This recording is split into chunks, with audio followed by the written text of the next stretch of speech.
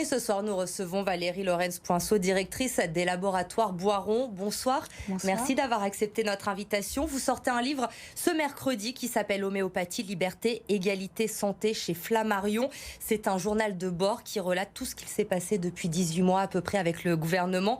On va le rappeler, la ministre de la Santé qui a décidé que l'homéopathie ne serait plus remboursée à partir de 2021, seulement à 15% dès 2020. C'est évidemment un gros coup dur pour votre laboratoire. Votre chiffre d'affaires est en repli de plus de 8% au troisième trimestre. C'est en conséquence de cette décision ? Absolument, puisque nous avons des résultats qui sont, vous l'avez vu, très mitigés.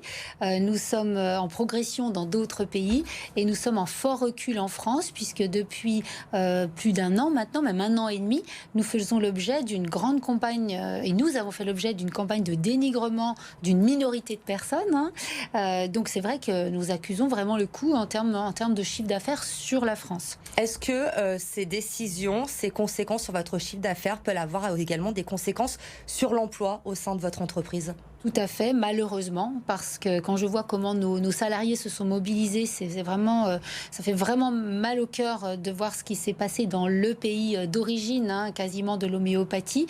Donc effectivement, mes salariés le savent, qu'il y aura forcément des conséquences. Je l'ai déjà évoqué et nous sommes en train de réfléchir justement à tout cela au sein de l'entreprise. Aujourd'hui, vous pouvez déjà chiffrer ces conséquences. Est-ce qu'il va y avoir des suppressions d'emplois, par exemple ? On est en train d'y réfléchir. Je ne peux pas vous donner de chiffres aujourd'hui. J'ai dit qu'on allait regarder ça attentivement parce que derrière tout ça, ce sont des personnes. Et vous savez, on est des entreprises très humaines où le social est vraiment très important. Donc, il s'agit de vraiment prendre son temps. Il n'y a pas urgence, c'est ce que je leur ai dit. Par contre, l'année prochaine, voilà, il faudra qu'on tire les leçons et surtout que les conséquences de ce qui s'est produit cette année. Aujourd'hui, il y a combien d'emplois à Lyon pour l'entreprise Boiron ? Aujourd'hui, il y a environ 1000 emplois à Lyon. Alors Agnès Buzyn, la ministre de la Santé, s'appuie sur un rapport de la Haute Autorité de la Santé. Vous l'expliquez dans votre livre notamment. Elle explique que l'efficacité de l'homéopathie n'est pas prouvée scientifiquement. C'est pour cela qu'elle a pris cette décision. Vous lui répondez quoi à la ministre quand elle évoque cela ?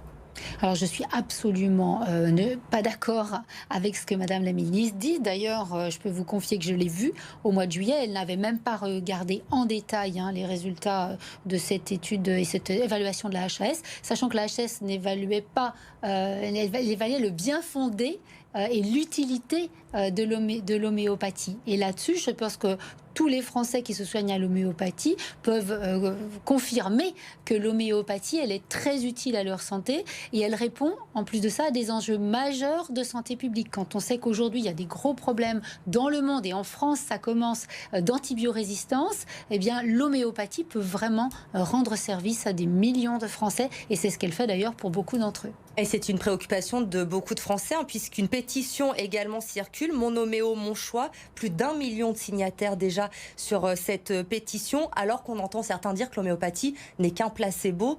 Cette pétition prouve que ça concerne énormément de Français. Alors absolument, donc l'homéopathie n'est absolument pas un placebo. C'est vrai que quand on le dit aux Français qui se soignent l'homéopathie, ils sont vraiment choqués de ces propos. Il y a plus de 1 300 000 signatures en 4 mois et ça continue. Donc moi je suis extrêmement touchée de la part des patients qui m'écrivent encore aujourd'hui et extrêmement fière aussi de nos salariés qui se sont battus pour le maintien du remboursement. C'est pour ça, comme vous le savez, on a décidé de faire un recours auprès du Conseil d'État pour pouvoir, grâce à cette plus haute autorité, évaluer comment la procédure a été menée. Ce recours, justement, vous l'avez fait avec le laboratoire Lenning pour essayer d'annuler cette décision. Mais quand on entend la ministre de la Santé, on a l'impression qu'elle est très convaincue par son projet. Ça va être difficile de revenir dessus. Oui, mais là, c'est le Conseil d'État qui va juger en droit ces décrets. Et donc, on va voir. Maintenant, je fais confiance à notre plus haute juridiction administrative. Alors, l'arrêt du remboursement de l'homéopathie va également entraîner une hausse de la TVA. Ça veut dire que les produits qui vont être vendus à partir de 2021 vont forcément être plus chers à la vente ?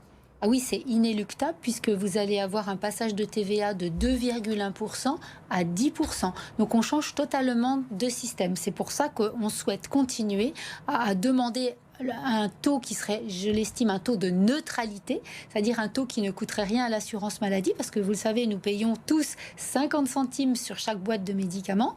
Donc un taux de neutralité, ce qui veut dire que l'assurance maladie ne paierait rien. Par contre, ça permettrait aux mutuelles d'apporter le complément et de pouvoir continuer à prendre en charge avec un prix régulé et avec une TVA plus faible. Alors aujourd'hui, un tube d'homéopathie, c'est 2-3 euros à peu près à la vente en pharmacie. 2,30 €. Ce n'est pas non plus un coût énorme. Vous pensez réellement que les gens vont arrêter d'acheter de l'homéopathie du moment où ce ne sera plus remboursé? Écoutez, il y a deux catégories de personnes. Il y a des personnes qui l'achetaient déjà sans remboursement, mais c'est environ 30% des Français. Par contre, sur 10 tubes achetés, il y en a 7 qui sont prescrits. Je vais vous donner un exemple. Pourquoi aujourd'hui on dirait aux femmes enceintes, et vous le savez, les femmes enceintes doivent faire très attention à ce qu'elles prennent. Elles peuvent pratiquement plus prendre de médicaments conventionnels. Donc l'homéopathie est vraiment une chance pour elles. Alors pourquoi elles devraient mettre la main au porte-monnaie pour payer leur traitement? Et il en va de même pour les enfants. Les enfants et l'homéopathie, c'est vraiment fabuleux. Donc pourquoi on devrait payer pour les enfants? Voilà, donc c'est pour ça que je vais continuer à défendre ce maintien d'un remboursement, même si ce n'est qu'un taux de neutralité qui permet aux mutuelles de compléter le remboursement. Aujourd'hui, comment se positionne la France justement concernant l'homéopathie par rapport aux autres pays européens? Dans votre livre, vous expliquez notamment qu'en septembre dernier, le ministre de la Santé allemand a lui tranché en faveur du remboursement de l'homéopathie. C'est le cas dans la plupart des pays en Europe aujourd'hui? Alors, il faut savoir déjà que le remboursement dans les autres pays au global, n'a rien à voir avec le remboursement en France. Donc, il y a beaucoup de pays où quasiment rien n'est remboursé. Par contre, pour l'homéopathie, elle est totalement remboursée en Suisse, en Allemagne, au Luxembourg. Et puis, dans d'autres pays, ce sont les assurances complémentaires qui la remboursent. Merci beaucoup, Valérie Lorenz-Poinceau, pour toutes ces précisions concernant l'homéopathie. Je le rappelle, votre livre qui sort mercredi, Homéopathie, liberté, égalité, santé, chez Flammarion, pour justement mieux comprendre ce qu'il se passe avec le gouvernement depuis 18 mois maintenant. C'était l'invité de Bonsoir Lyon.